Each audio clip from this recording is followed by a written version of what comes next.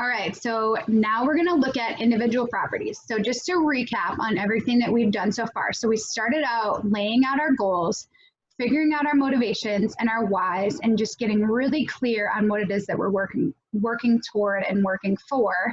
And then we went and we looked at the team that we need to have in place in order to be successful. We also looked at all the different ways that you can buy properties. And then we looked at a whole macro market. And then hopefully now you know exactly what you want to do, exactly where you want to invest within that market. So hopefully you found your micro market, your zip code, or your neighborhood, whatever it is.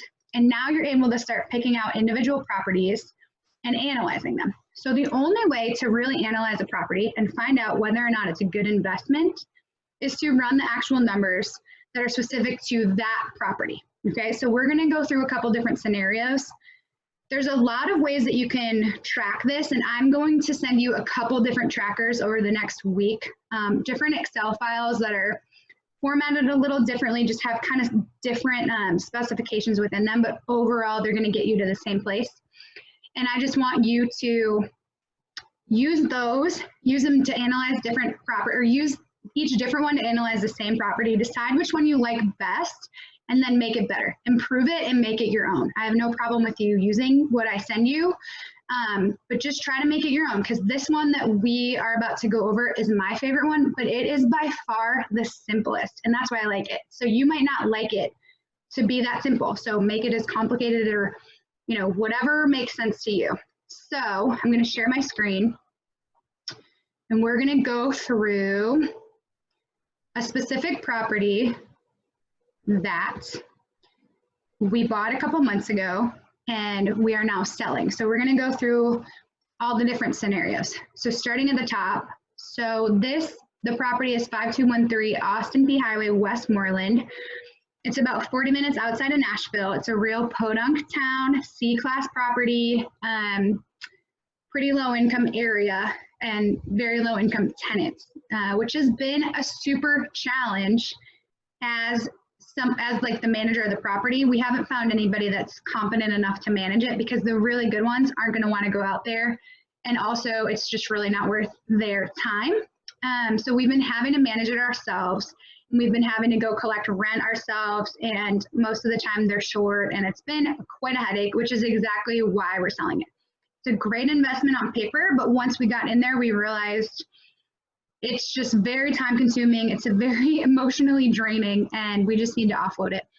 I say we, I actually don't even own this. My husband owns this in his IRA, and he's partnered with our pastor actually. So they have an IRA partnership, which I'm happy to talk to you guys anytime about self-directing your IRA and buying property within that. It's simpler than you probably imagine. You just need to get the right custodian, which I can help you with too.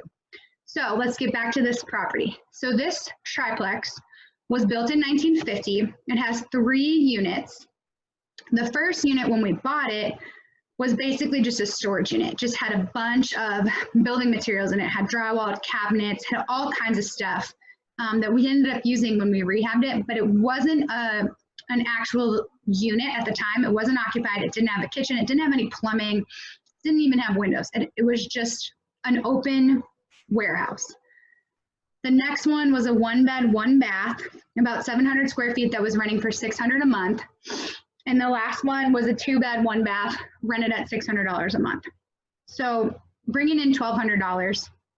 We found out after we bought it that the tenants weren't paying rent, and we basically asked them to leave. We didn't want to go through the eviction process. We didn't have the time for it. We just wanted to renovate it and get new tenants in there. The first couple left willingly, and they actually left the unit in great shape. The second couple, we ended up having to give them cash for keys.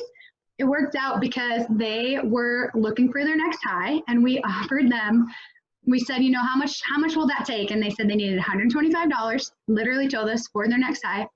So we gave them $125. They moved out that day.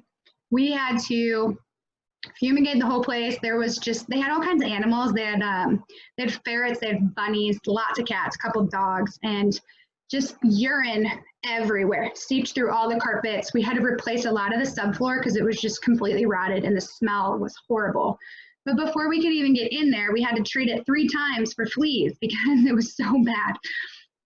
So anyway, that was quite an experience. Okay, so let's go back to before we bought it when I ran the numbers.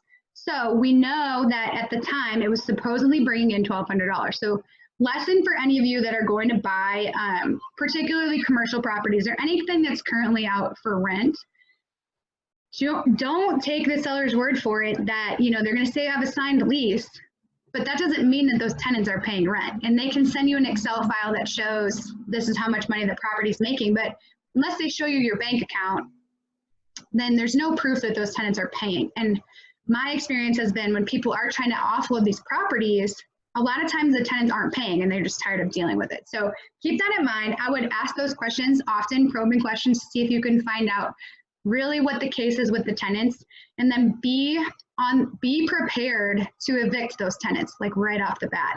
Hopefully you don't have the same experience as me and you get some good tenants, but every one of my acquired tenants has had to be evicted within the first year. So exciting stuff. But I don't say that to scare you because this still ends up being a really great investment. And getting them out was actually played out to our benefit because as we renovated this first unit that wasn't actually a unit, we were able to just work on the other 2 once we got them out, and we got it all done very quickly.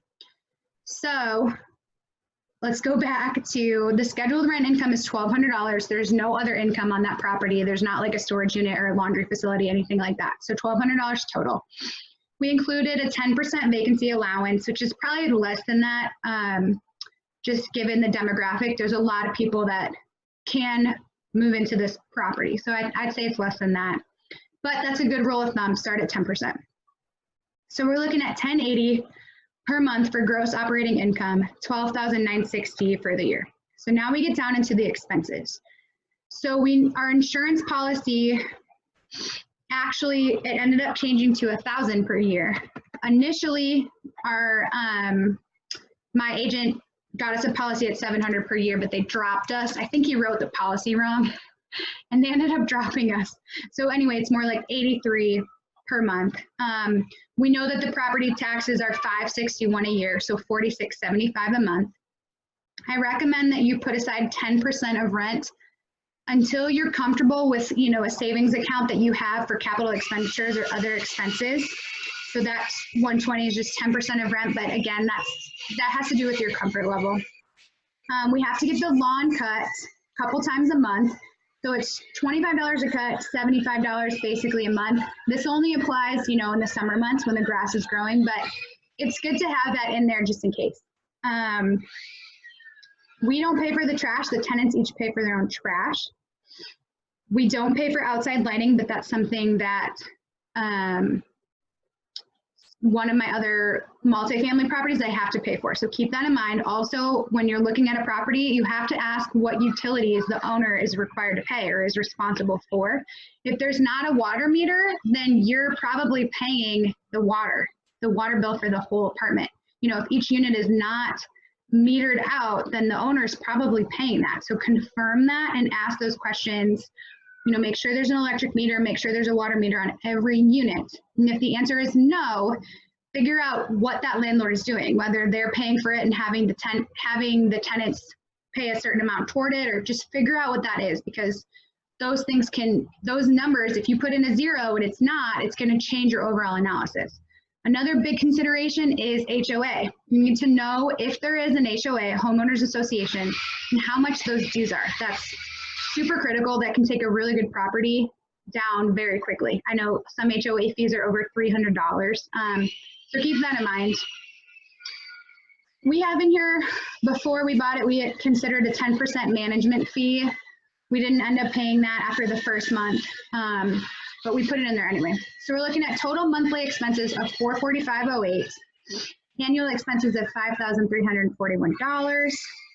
So then you take that, you take your initial income, that $1,080, minus those expenses, and you're left with $634.92 a month, $7,619 a year. And then our mortgage payment is $601 and $7,212 per year. So now we're left with, at the end, $33 a month or $407 a year. Now that is not a very good number, right? Everyone can probably agree. That's kind of a very narrow window. It doesn't make me feel good at all. And then when you look at how much money we put $18,000 down when we bought it. We didn't have to pay, it was seller finance, so we didn't have to pay a lot of closing costs, but we did have to bring $18,000 to the table. So our return on investment there was 2.26%. But now let's go up here and let's just say we decided to renovate that first unit, which we did. And let's just say we get $600 a month, commensurate with, you know, the other units. So now we're looking at $1,620 in gross operating income. Our expenses are staying the same, nothing's changing there. Now we're looking at making $453 a month. So that just got real sweet real quick, right? Now let's go back. After we renovated, we now have tenants. In 5213, they're paying $675 a month. 5215 is just a 1-bed, 1-bath, and they're paying $650 a month. And 5217 is another 2-bed, 1-bath. They're paying $675 a month. So now we're looking at $2,000 in total gross income. So that was just with, obviously we had to completely renovate that first unit and make it an apartment, which was pretty costly. We also redid the roof. We did the flooring, we redid the flooring throughout. But otherwise pretty standard. We had to do some plumbing and some electrical work in the first unit, and then just kind of upgraded the systems in the other unit. We also had to get a whole new HVAC unit in that first unit and all new duct work that ended up being like $9,500. Kind of a rule of thumb. This was a 2.5 ton unit, so it was about $4,500 and then about $4,000 for duct work. So duct work can be really expensive. You'll probably pay about $4,000 for a 2-ton unit, probably $4,500 for a 2.5-ton unit. And most of these apartments take a 2.5-ton unit. So just for an idea of what that'll cost. So anyway, nothing else changed. The property hasn't been reassessed, so that all stayed the same. Our insurance stayed the same. We're still planning to put away, 10%, so that went up a little bit. So now we're looking at making $593 per month, so we had the purchase price and then we put like another $40,000 into it. So that's $58,000 the first year. So our return on investment, 12.3%. That's not a bad investment at all. But now that's only the first year. So let's say we did hang on to this and we weren't going to sell it. Next year, this goes down to 0. Well, I think maybe we just have to make it $1. And our return on investment, we're making all this money. That's still not a very good number here. Let's put this in here. Let's just say this is our cost. So our return on investment is just skyrocketing really after that first year when we put all that money into it. So hopefully what you've seen is that there is a very methodical way that you can analyze a property. And the more that you look at it and the more that you practice doing this, the quicker and easier it will become. You'll start to know what property taxes are in any given area. You're gonna start to know how much insurance is gonna cost based on the type of property, based on where it is. Once you work with an insurance agent on a couple of different policies, you're gonna start to figure out and know how to estimate those numbers.